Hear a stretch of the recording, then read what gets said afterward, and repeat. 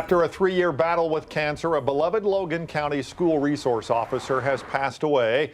Good evening. Thanks for joining us for your 5 News at 6. I'm Darren Bobb. And I'm Erica Thomas. We've been covering Officer Mike Haney's story since 2017 when he was first diagnosed.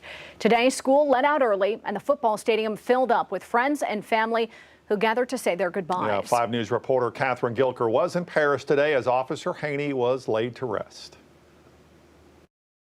It's been heartwarming. It's been absolutely amazing to see children, men, elderly, everybody had a love for this man. Mike Haney was the Paris School Resource Officer for almost a decade. He died last Friday, just 3 days shy of his 56th birthday. He had battled cancer for several years. His brother, Jody Haney, remembers a man who loved his job. He never had a bad day at work.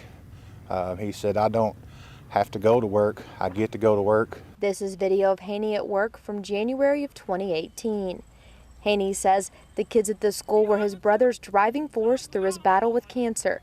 And no matter how bad he was feeling, he always encouraged others. The high fives at the crosswalks when he was shuffling everybody, safely to their classes. And I'm telling you, there's going to be a big empty spot that's going to be hard to fill.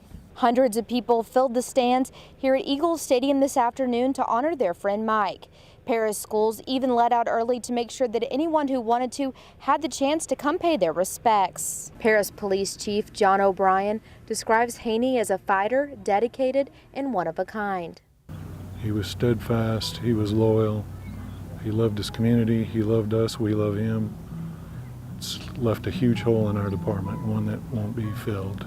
In Paris, covering news where you live, Catherine Gilker, 5 News. All right, Catherine, thanks. Officer Mike Haney leaves behind a wife of 30 years, 3 kids, and several brothers and sisters.